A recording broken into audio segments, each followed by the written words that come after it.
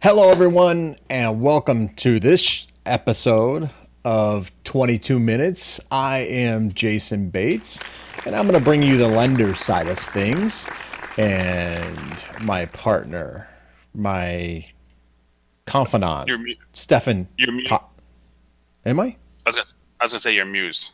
Oh, Not you're my mute. mute. I I'm thought your you said muse. you're muted. I'm like, I'm having audio problems. Oh, Hey, this is no. Stefan Cotton. He's going to bring us the realtor side of things for the show. And let's do this together. We're going to bring you we're going to hopefully not only entertain you, but also bring you the information that you need when you're looking to buy, sell, refinance, or invest in real estate. So Yes. that's our goal here, to not only entertain you, but more importantly, give you that information that you need to make the right decision for your American dream of home ownership. That's This it. is Tuesday, but we're going to kind of do Monday's news makers. A lot of people like to keep in touch with what's happening in real estate. Yeah. So we thought we'd kind of move it over here. I was up Well, north yeah. getting You were cooled off enjoying. because it's You were. hot. I was gonna say you were up north doing research for today's show, but no, really, you were just up there taking a break. Thanks. I Yes. was gonna say, yeah, you was on location, Yeah. getting the lowdown for this episode specifically. No, but how was your trip? Good. It was awesome. It was awesome. I call it my detox thing, as you know. So Yeah. I go up there and do some meditation and listen to the birds sing and the wind blow through the trees. Nature sounds rather Yeah. than artificial sounds. All right. We always do a tweet quote of the day. So let's get to that because we've got a lot of news to cover. Yep. So let's do it. Perfect.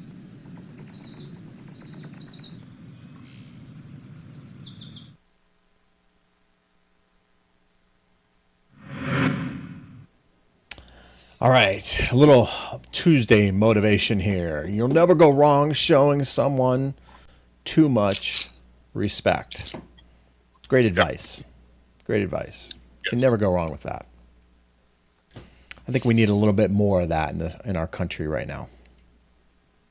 A little more respect. Yeah, RESPECT. yeah, a little more respect for everybody. If we did that, I think it'd be a happier place, right? I think. Well, it'd be more cordial. I Yes, wouldn't it have to would like. be. I don't have the shopping cart race to the aisle. If I had one somebody of us. almost run me over the shopping cart the other day. Isn't that weird, right? It's in I know. Arizona. I don't know if that. I try to tell people like I have friends and family up north, like Washington and Montana. I was like, when they come down there, I was like, listen, they don't know you exist if you're in that aisle with them. No one looks. They have their own little bubble that they like. They're very short sighted. Let me just grab my stuff. Let me just push it I out of the know. way. It's weird, and it's only here that I know of. It's not like that at my other places I'm from. Usually you say hi and stuff, but here it's Yeah. just face down and I keep know on shopping. Fry's is going through a little bit of a remodel. They're narrower aisles now, at least the store I shop at, and so it's pretty tight getting through. So people get Yeah. pushy. This is what people wanted to hear today when they tuned in. They I wanted to hear know, about I our know. shopping experiences. Hey, it's news, man. Fry's Respect. All remodel. about respect. Right, right. This is just in. Yeah. Get to know your neighbors. Let's do our transition and let's get right to today's top news makers.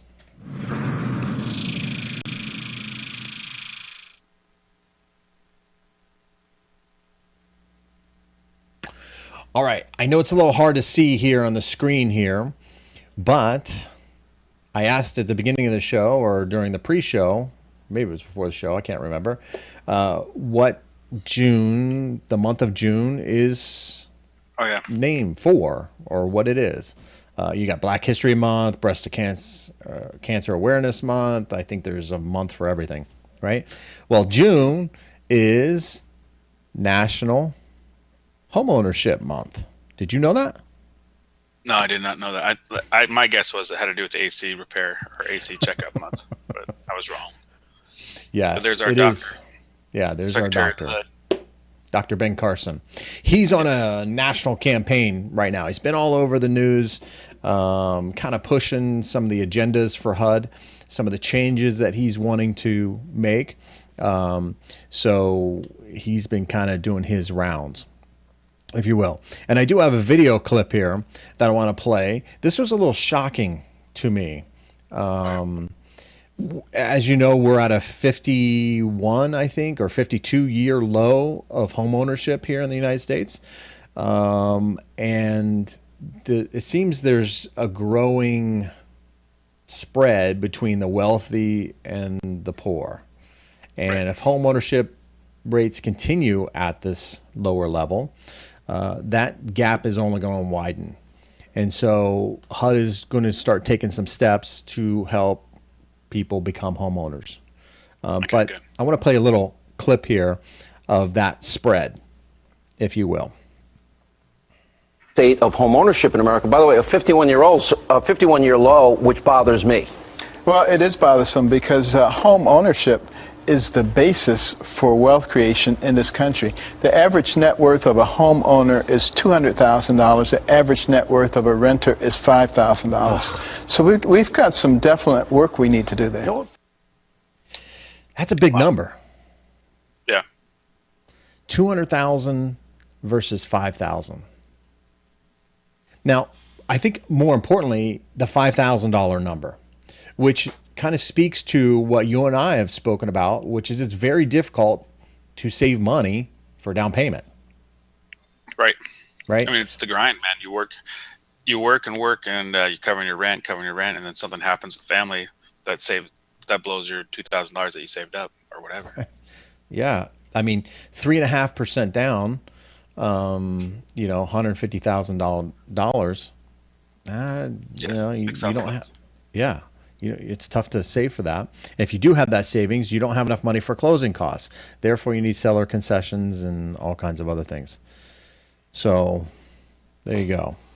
Well, I was going to say, we talked a lot about on the other shows about the down payment assistance programs out there and how we can, you as a lender can help with those closing costs. Because right now in this market, sellers are kind of leaning towards not paying all those closing costs, saying, listen, if I don't sell to you, I got somebody else coming next week that won't ask for these.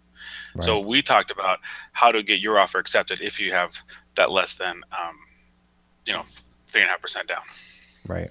So you clicked on me right when I finished. So now we're just going to stare at me for a little bit. I know. But that was it. That's good. Perfect. Yeah, there are other ways to get your closing costs and things paid for. You have to be a little open-minded to it. Maybe we'll cover that again at some point. But we've got some other news we want to cover. So there's HUD. Here's the takeaway from that. They're recognizing the issue of renters and the ability or the inability to save for down payment. So with that, I've always said, first you have a thought, then you do an action based on that thought. So at least they're talking about it. That means at some point we're going to have some changes coming down the road. Fannie Mae is already looking at that. They're going to increase the debt to income ratio to qualify up to 50% instead of the 45%. That happens July 29th. The only, kickback, if you will, on that is, are we going down the path of qualifying people when they shouldn't get into a house? Are we overextending people? Yet to be determined. Hopefully not. My thought is you're going to spend that money on rent. You're going to spend the exact same money on rent, maybe even more on rent. So why not be a homeowner, even if you're at 50% DTI, because you're going to need a house and it's going to be more expensive if you can't buy a house. Yeah, I agree with you. 51-year low of home ownership, that's not good for the overall economy. That's not a stable economy, in my opinion. All right, let's get to the next slide here. So last week, we know the Treasury Department raised the short-term interest rates, credit cards, home equity credit lines, that sort of thing. That was raised. But they also came out with their report on restructuring lending. And there were some key takeaways on this. The largest stalled asset class is residential mortgage lending. Sorry, I'm getting feedback. It showed only a 5% growth since 2010. Now, I thought that was a very low number. 5% total, or 5% annual growth? No, it says Well, it doesn't say. It says showing only 5% growth since 2010. The report claims FHA and VA's permissive standards and exemption of these loans and those of the GSEs from the QM rule have concentrated 70% of the market in government-supported programs, according to the report. So, in other words, everybody's using FHA and VA to get financing. Not good. Fannie and Freddie have lost market share. Well, I mean, let's talk about why. I mean, because what happened with the market was people were going foreclosure, people were going short sales, right? Mm-hmm. Whoops. Sorry about that. The Darth Vader, he calls once in a while. I was going to say, so a lot of the people couldn't, when you foreclose or short sale, you have like 5 years or 7 years conventional, right? I mean, because it's considered like a foreclosure. So you have a 7-year time limit. FHA time limit was only 3 years. So if I short sold or foreclosed on a house, 3 years later, I could buy a house. Right. Therefore, if I did a short sale or foreclosure, there's only one option for me. So Right. we can't say that the trends are because, the trends are the trends because those are the only ways to buy a house. If I wanted to buy a house, it's FHA or VA. I can't go conventional and I don't have enough cash. Right. So 70% of the market, that seems right. I don't think they're trying to put a spin on it, but that's the only way to buy a house back then. Yeah, there's a multitude of things that are working there. Typically, FHA loan rates are a little bit better than conventional. You do have the mortgage insurance, of course. Right. People with higher credit scores are way better off going conventional if they can. But if you've had that foreclosure, bankruptcy, something like that in your past, economic event, then obviously, yeah, FHA is a better short-term deal for you. So you're absolutely right. And then the QM rule, qualified mortgage, said you couldn't exceed a certain debt ratio. FHA, VA didn't really fall into that. FHA will go up to a 55 debt-to-income ratio, which is why I think Fannie and Freddie are raising their debt-to-income ratio limit to 50 to try to capture some of that. Now, the other thing that was really, that's kind of loan officer, doesn't really make any difference there. Oh, supervision of non-banks should be returned to the state regulators. This is the other big takeaway from it, who have proven experience in this field and existing process for interstate regulatory cooperation. So it's put it back into, like here in Arizona, we have financial institutions, Department of Financial Institutions, state banking. Right. They should be regulating the non-banks more so than the federal government. Well, I mean, that's more of the smaller government. Let those in the states run themselves should be the whole idea anyway. Yeah, I agree. So big takeaways from that. Again, they're talking about it, so hopefully that will change some things on our end. They're saying that it should. Is it going up to vote? Is there any bills coming up, or is that just somebody? This is just a report based on their findings. These are some of the things that they recommend. Yeah, they're recommending. Okay, sure. Doesn't mean that they're going to do anything. Yeah. Okay, next story here. This was a big one. Wells Fargo is back in the news here. I don't know if you've heard this. As if Wells Fargo didn't have enough problems, they are now being sued for illegally modifying mortgages that were in bankruptcy. Ugh, this is not good. Not good. The suit alleges that Wells lowered borrowers' monthly payments, which would seem to be a benefit to the borrowers, particularly those in bankruptcy. But according to the New York Times, I don't know, if there's, at least it's not the Washington Post, I suppose. Deep in the details, Wells Fargo's changes would extend the terms of the borrower's loans by decades. Any change to a payment plan for a person's bankruptcy is subject to approval by the court and other parties involved. The suit claims Wells Fargo put through the changes to the home loans without such approval. Oh. Yeah. So there's there's an order of things. You got to get the court approved before you can lower the payments. Yeah, they're making modification. This article didn't go into it, but I read some other ones that claim that Wells Fargo did this without even having the borrower's approval to do it. They just did it. Wow. So cooking the books kind of thing. Yeah. Ooh, not good. Not good. Not good for Wells Fargo. If you're a note holder, because sometimes we in the investing side, you can hold a note, a performing note or a non-performing note. Now, these, if they're going bankrupt, they're probably non-performing at the time, right? I would think that they're non-performing notes, and a lot of times people sell these non-performing notes at like probably 30 to 50 cents on the dollar. Now, there's 17 states. I'm going to just give you a quick little lesson here. There's 17 states that were part of the hardest hit funds, right? We were one of them, and then there were 16 others. I don't know where they were, but and I mean, they're not here, so I don't. But if you got, let's say your house is, you have a mortgage for 200, your house is now worth 120. Somebody could purchase this non-performing note because you don't want to pay $200,000 on a house that's worth 120. Someone could purchase this non-performing note, and then come back to you as the homeowner and say, listen, I'm the new bank. I have the note here. I noticed that you owe $200,000 on a house that's worth 120.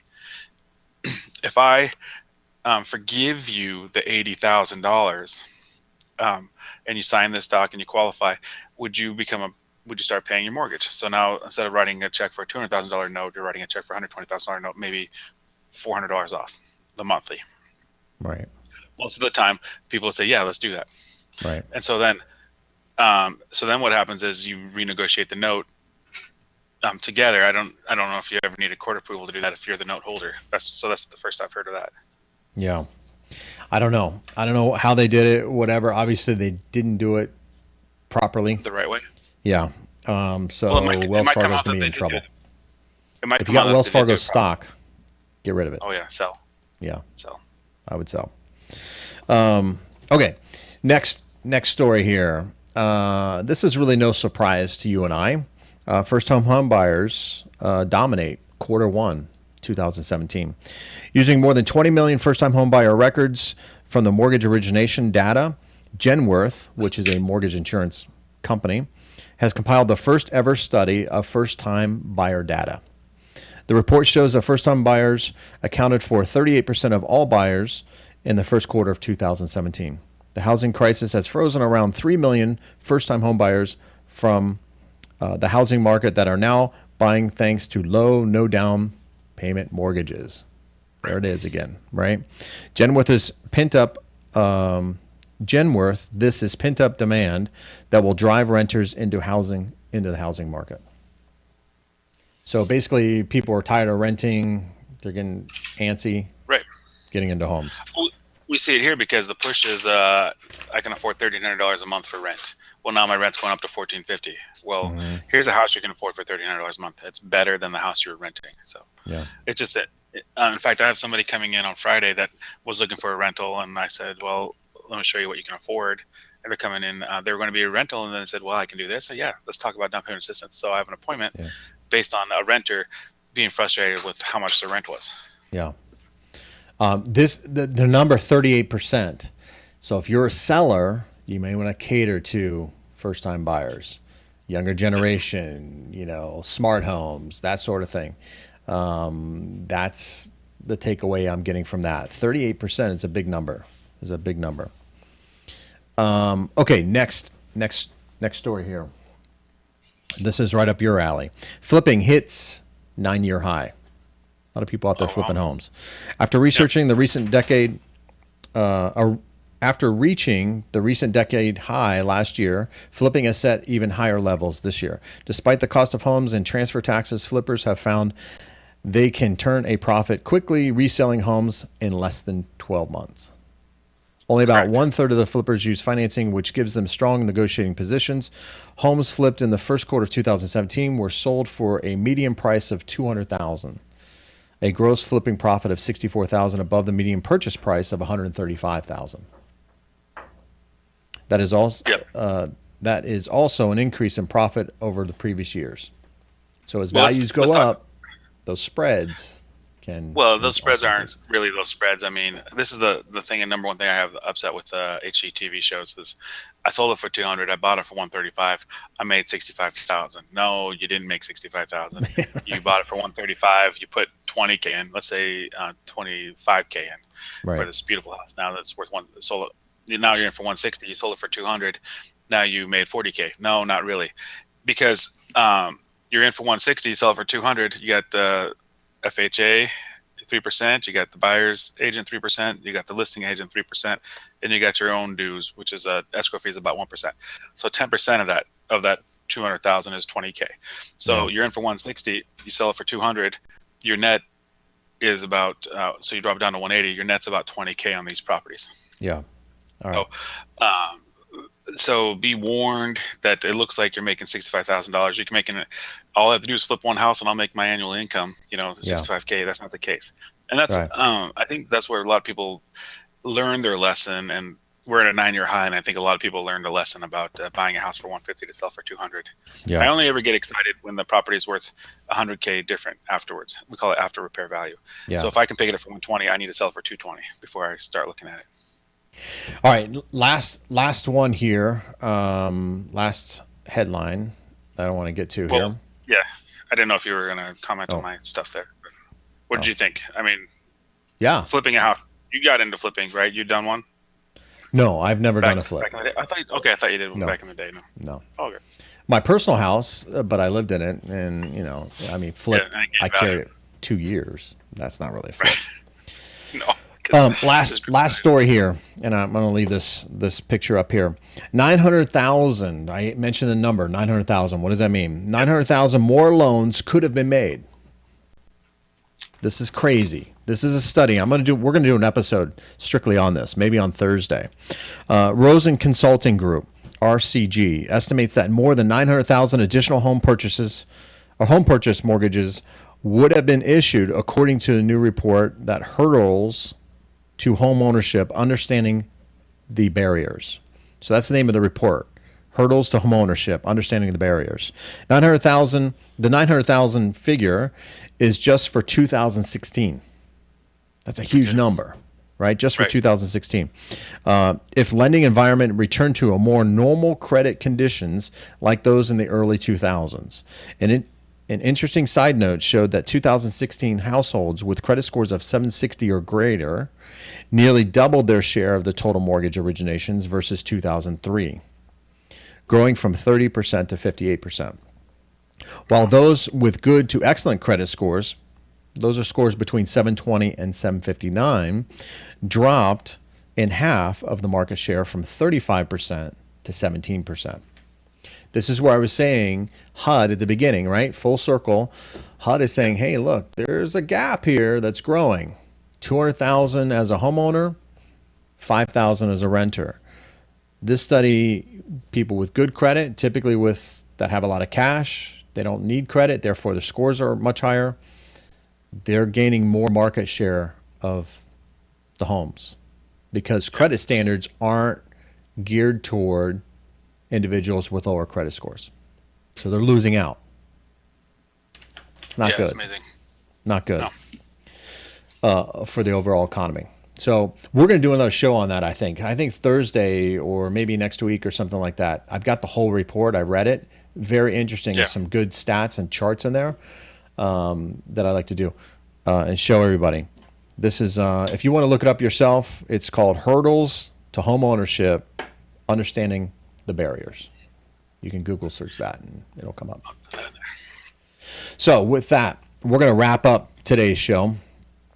Hopefully you guys got some good information out of this show. It'll help you purchase a home or invest or flip a home or whatever you're gonna do. So, hey, thanks for spending time with us on this show.